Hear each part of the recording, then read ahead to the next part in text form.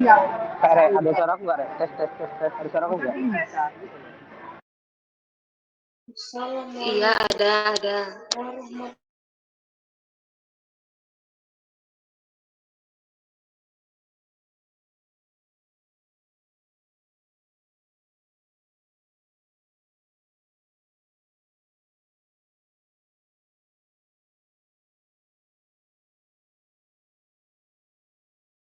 Ulang, Dim.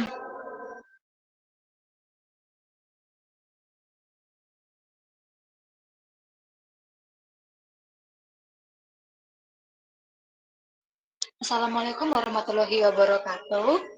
Kali ini kami dari kelompok 4. Pada kesempatan ini akan mempresentasikan mengenai pendekatan prediktif, pendekatan positif, perataan laba, dan manajemen laba.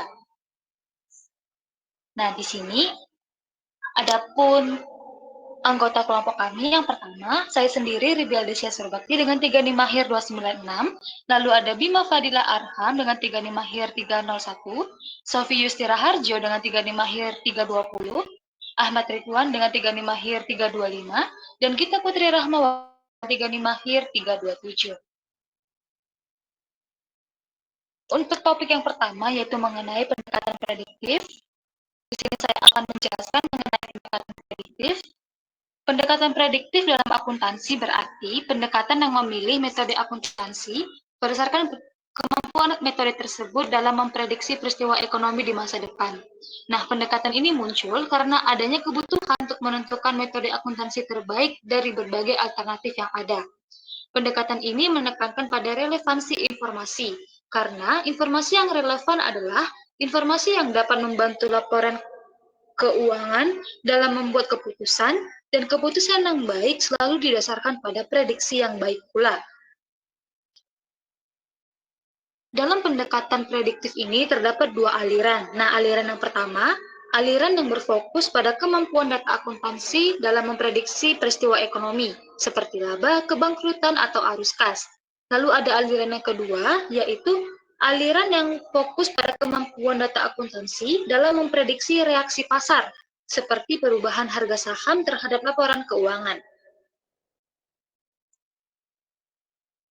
Adapun prediksi peristiwa-peristiwa ekonomi yang pertama, analisis time series. Time series adalah pendekatan statistik untuk menganalisis data historis dalam rangka prediksi. Nah, fokus dari time series ini yang pertama mengenai sifat-sifat time series dari laba, di mana laba tahunan itu cenderung menunjukkan pola rata-rata bergerak, musiman, atau autoregresif. Dan proses dengan pola yang kompleks membutuhkan model lanjutan agar prediksinya akurat. Nah, lalu fokus penelitian yang kedua pada isu-isu prediksi, di mana laba triwulanan tidak selalu acak, cenderung mengikuti pola tertentu, seperti komponen musiman dan autoregresif. Nah, lalu model-model yang teridentifikasi secara manual, secara individual, dapat memberikan prediksi yang lebih baik. Dan yang ketiga, komponen laba seperti bunga, depresiasi, dan laba operasi dapat membantu prediksi lebih tajam meskipun belum tentu berlaku untuk semua jenis model. Nah, lalu yang kedua yaitu prediksi kesulitan, di mana prediksi ini bertujuan untuk mengidentifikasi karakteristik perusahaan yang mengalami kesulitan keuangan, dibedakan dari yang tidak. Nah, di mana studi Beaver ini menggunakan rasio akuntansi untuk memprediksi kegagalan perusahaan. Rasio paling kuat untuk prediksi itu rasio arus kas terhadap total utang, disusul oleh rasio income bersih terhadap total aset. Adapun model logik Oswald itu menguji pengaruh 4 faktor utama terhadap kemungkinan kebangkrutan, yaitu besar perusahaannya, struktur keuangan perusahaan, kinerja dan likuiditas, serta struktur modal dan ukuran lainnya. Nah, peristiwa yang ketiga yaitu prediksi premi obligasi dan peringkat obligasi. Nah, 4 risiko utama yang mempengaruhi imbal hasil obligasi. Yang pertama, risiko gagal bayar. Yang kedua, risiko pemasaran. Yang ketiga, risiko daya beli. Dan yang keempat, risiko tingkat suku bunga. Selanjutnya, perilaku restrukturisasi perusahaan. Restrukturisasi perusahaan internasional mencakup berbagai bentuk seperti merger, konsolidasi, divestasi, leverage buyout, spin-off, dan lainnya, dengan tujuan memaksimalkan nilai pasar ekuitas atau kesejahteraan manajemen. profitabilitas perusahaan yang mengakuisisi dinilai dengan standar profitabilitas industri dan dibandingkan dengan rata-rata profitabilitas sebelum penggabungan selama 3 tahun. Nah, selanjutnya prediksi peristiwa keputusan-keputusan kredit dalam pinjaman bank. Pendekatan prediktif digunakan untuk mengevaluasi keputusan kredit berdasarkan informasi akuntansi dan keuangan. Nah, di sini ada 3 area utama penelitian. Yang pertama, simulasi proses investasi dan pinjaman bank yang menunjukkan bahwa informasi keuangan berperan besar. Yang kedua, prediksi klasifikasi pinjaman, di mana untuk hasilnya ini masih terbatas. Dan yang ketiga, prediksi kesulitan keuangan bank komersial. Nah, ini dalam model akuntansinya Shin-Kei, ini menggunakan 2 variabel utama, di mana rasio beban operasi terhadap laba dan rasio investasi terhadap aktiva, dan ini terbukti cukup akurat. Nah, lalu ada peramalan informasi laporan keuangan. Akurasi menjadi kunci utama agar investor percaya dan menggunakan hasil peramalan. Faktor yang memengaruhi akurasi peramalan antara lain ada laba permanen dari tahun sebelumnya, jangka waktu peramalan, ukuran perusahaan, konsistensi kesalahan peramalan, lalu pengalaman analisis yang bisa berdampak negatif. Nah, selanjutnya mengenai prediksi reaksi pasar dalam akuntansi akan dijelaskan oleh rekan saya Ridwan. Kepada rekan Ridwan, saya persilakan.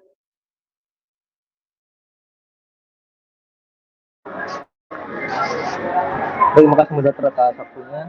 Di sini saya akan menjelaskan mengenai prediksi reaksi pasar dalam operasi. Jadi untuk konten dari prediksi reaksi pasar sendiri adalah studi yang mengkaji bagaimana pasar modal, khususnya itu investor, merespon informasi akuntansi yang diumumkan oleh perusahaan. Dan juga reaksi pasar ini biasanya diukur melalui perusahaan harga saham atau return normal yang terjadi setelah pengumuman informasi keuangan tertentu. Next slide. Selanjutnya ada dasar teori dan konsep utamanya.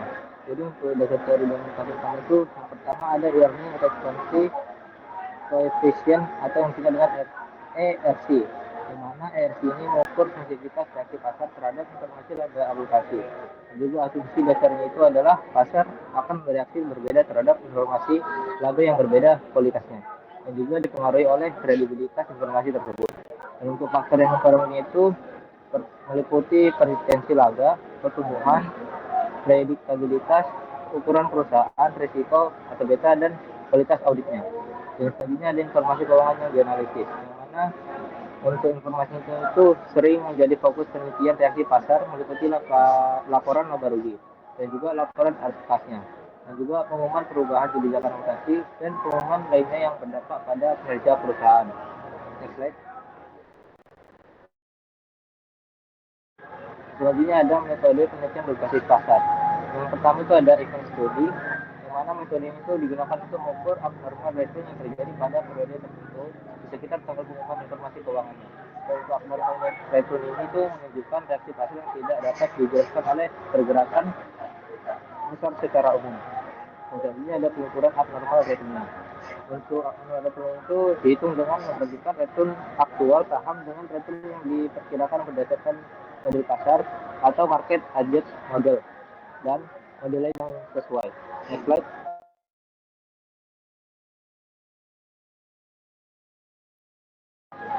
Selanjutnya ada faktor-faktor yang mempengaruhi reaksi pasar. Yang pertama itu ada kualitas informasi akuntansi, yang mana informasi itu mempengaruhi beberapa besar reaksi pasar.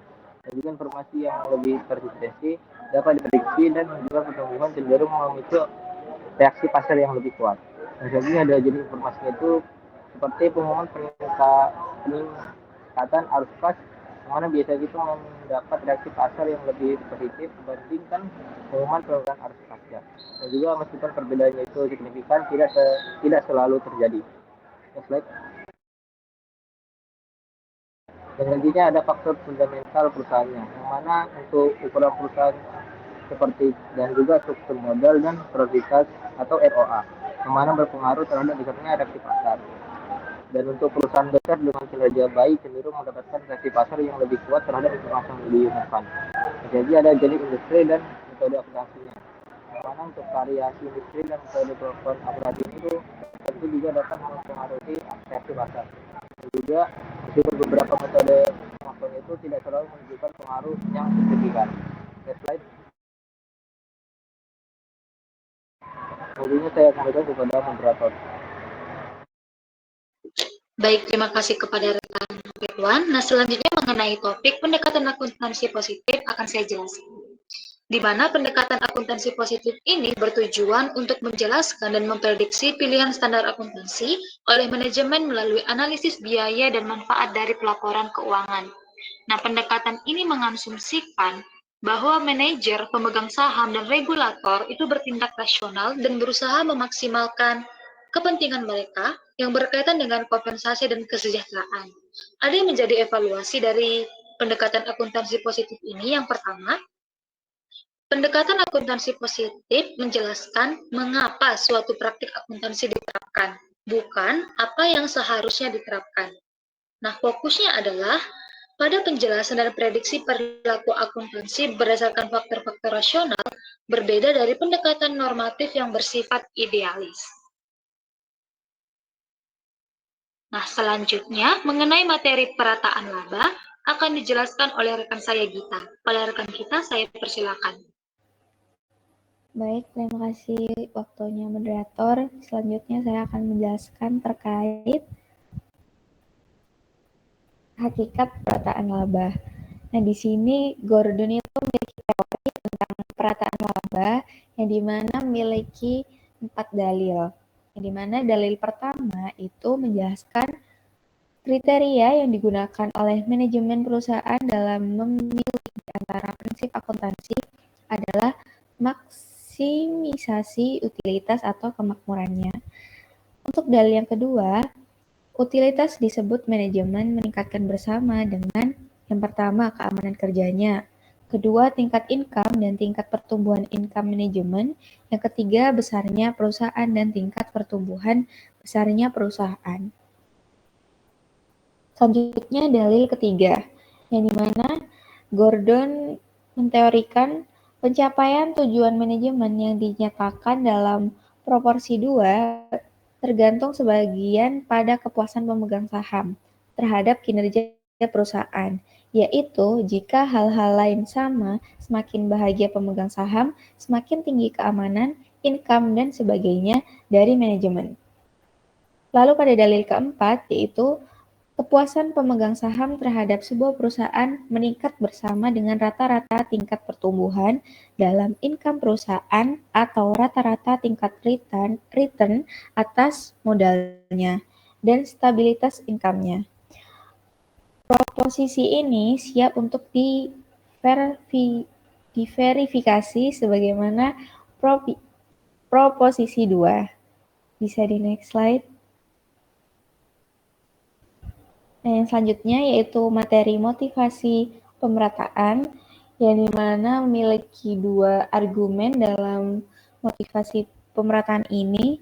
Yang pertama yaitu argumen pertama tentang stabilitas dan nilai saham, yang dimana ini tuh menyatakan bahwa arus pendapatan yang stabil dapat mendukung tingkat dividen lebih tinggi dibandingkan arus pendapatan yang berfluktuasi, sehingga berpengaruh positif terhadap nilai saham perusahaan melalui pengurangan risiko. Ketika variabilitas dalam tren laba itu mempengaruhi ekspektasi investor, manajemen dapat meningkatkan nilai saham dengan melakukan pemerataan laba. Yang kedua, argumen kedua yaitu mengatasi siklus dan korelasi pasar, yang dimana ini membahas tentang pemerataan laba yang memungkinkan perusahaan mengatasi sifat siklis pendapatan dan mengurangi korelasi antara pengembalian perusahaan dengan portofolio pasar. Jika normalisasi laba ini berhasil dan pengurangan covariance dengan pasar diakui investor, pemerataan laba itu dapat memberikan pengaruh positif pada nilai saham. Bisa di next slide. Selanjutnya yaitu objek pemerataan. Nah, objek pemerataan dalam praktik keuangan ini itu seharusnya didasarkan pada indikator keuangan yang paling umum yang digunakan, yaitu laba. Karena perataan laba ini tidak merupakan fenomena yang secara langsung dapat diamati. Berbagai literatur itu mengidentifikasi berbagai bentuk pernyataan keuntungan sebagai objek perataan yang paling mungkin digunakan. Nah, para peneliti ini tuh cenderung memilih laba bersih atau laba per saham sebagai objek perataan. Hal ini dikarenakan manajemen biasanya memberikan perhatian jangka panjang terhadap laba bersih, sementara para pengguna laporan keuangan umumnya fokus pada angka akhir, baik berupa laba bersih maupun laba per saham. Next slide.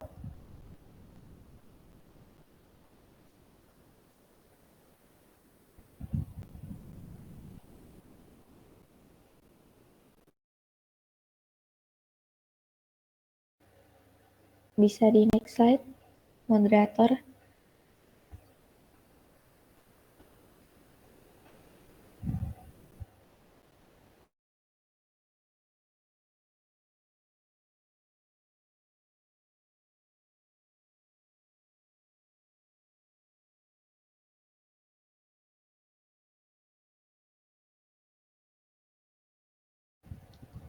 Baik, selanjutnya yaitu untuk dimensi pemerataan.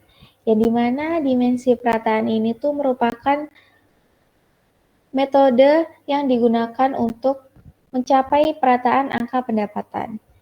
Yang dimana Dasker dan Malcolm itu mengklasifikasi dimensi perataan yang menjadi dua kategori utama. Yang pertama yaitu perataan real, yang mengacu pada transaksi aktual yang dilakukan atau ditunda berdasarkan pengaruhnya terhadap pendapatan. Yang kedua yaitu perataan artificial, yang menunjukkan pada prosedur akuntansi yang diimplementasikan untuk memindahkan biaya dan atau pendapatan dari satu periode ke periode lainnya. Nah, selain kedua dimensi tersebut, literatur juga membahas dimensi tambahan yang populer, yaitu perataan klasifikator, yang menjadi dimensi ketiga dalam klasifikasi perataan laba. Bisa di next slide. Dan yang selanjutnya yaitu pada variabel perataan. Mohon maaf ini typo, yaitu variabel perataan itu merujuk pada alat atau instrumen yang digunakan perusahaan untuk meratakan indikator kinerja yang telah dipilih. Nah, menurut Copeland, instrumen perataan yang efektif itu harus memenuhi 5 kondisi penting ini. Yang pertama, yaitu ada instrumen tersebut tidak boleh mengikat perusahaan untuk melakukan tindakan tertentu di masa depan. Yang kedua, penggunaan instrumen harus berdasarkan pertimbangan profesional dan tetap dalam batas prinsip akuntansi yang berlaku umum. Mohon maaf, ini juga seharusnya yang ketiga, yaitu instrumen itu harus dapat menghasilkan perubahan material dalam perbedaan pendapatan antar tahun. Yang keempat, yaitu instrumen tidak membutuhkan transaksi nyata dengan pihak eksternal, cukup berupa reklasifikasi atau penyesuaian akun internal. Dan yang kelima, yaitu instrumen dapat digunakan baik secara individu maupun bersama dengan praktik lain selama periode waktu tertentu. Sekian materi yang dapat saya jelaskan, saya kembalikan ke moderator.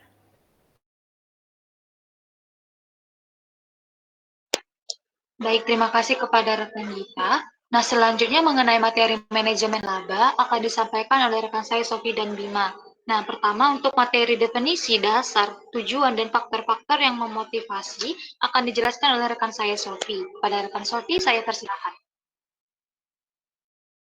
Baik, terima kasih atas kesempatannya moderator. Selanjutnya, saya akan menjelaskan tentang definisi earning management. Jadi, earning management ini merupakan usaha manajemen untuk memaksimalkan atau meminimalkan laba, termasuk perataan laba sesuai dengan keinginan manajemen, atau dapat juga diartikan sebuah tindakan yang dilakukan melalui pilihan kebijakan akuntansi untuk memperoleh tujuan tertentu. Misalnya, untuk memenuhi kepentingan sendiri atau meningkatkan nilai pasar perusahaan. Nah, earning management ini dapat dipandang dari dua perspektif, yaitu pelaporan keuangan dan pengontrakan. Dari pelaporan keuangan ini untuk mencapai ramalan laba analisis, menciptakan aliran laba yang smooth dan bertumbuh selama waktu tertentu. Dari pengontrakan untuk memproteksi diri dari konsekuensi atas peristiwa tak diharapkan ketika kontrak sulit dipenuhi dan tidak sempurna. Next slide.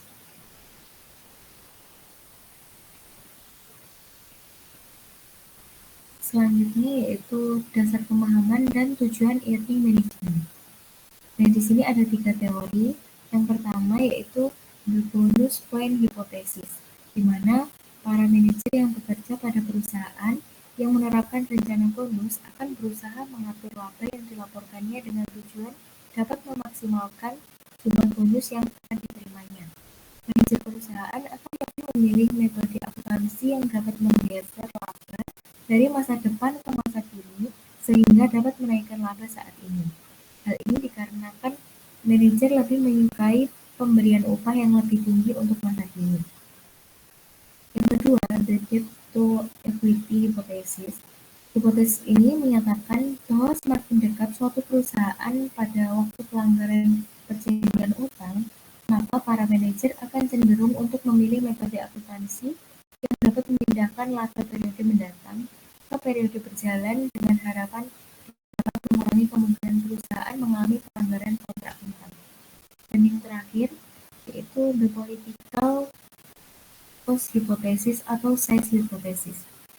Hipotesis ini menyatakan bahwa perusahaan-perusahaan dengan skala besar dan industri strategis cenderung untuk menurunkan laba guna mengurangi tingkat visibilitasnya, terutama kemakmuran yang tinggi.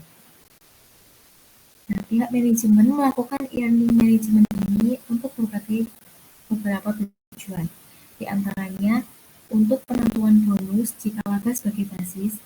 Yang kedua, mencapai ekspektasi laba investor, terutama pada harga saham.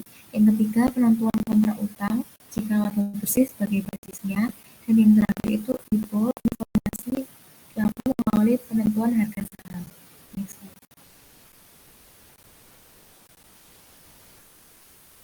Selanjutnya yaitu faktor-faktor yang memotivasi manajer dalam melakukan earning. Sebagai motivasi kontrak lainnya. Yang kedua, motivasi kontrak utang jangka panjang. Yang ketiga, motivasi politik. Yang keempat, motivasi perpajakan. Yang kelima, pergantian CEO. Dan yang terakhir yaitu penawaran saham perdana. Sekian materi yang saya jelaskan, saya kembalikan kepada moderator. Baik, terima kasih untuk rekan Sofi. Nah, selanjutnya mengenai pola teknik sisi baik, sisi buruk, dan manajemen laba sebagai manajemen aktual akan dijelaskan oleh rekan saya Bima. Rekan Bima, saya persilakan.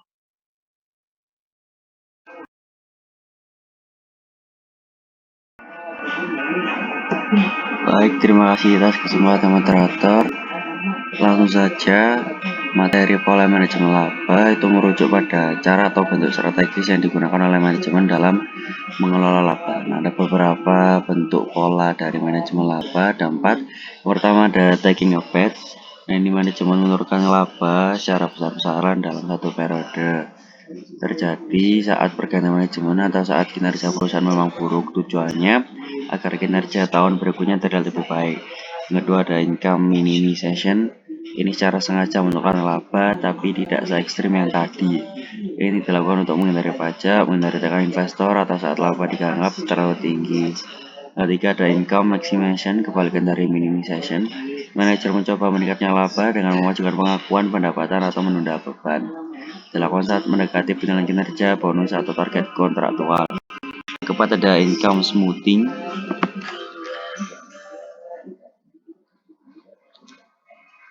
Tujuannya untuk menstabilkan, dari waktu ke waktu agar terlihat konsisten karena laba fluktuatif dianggap resiko oleh investor. Next slide.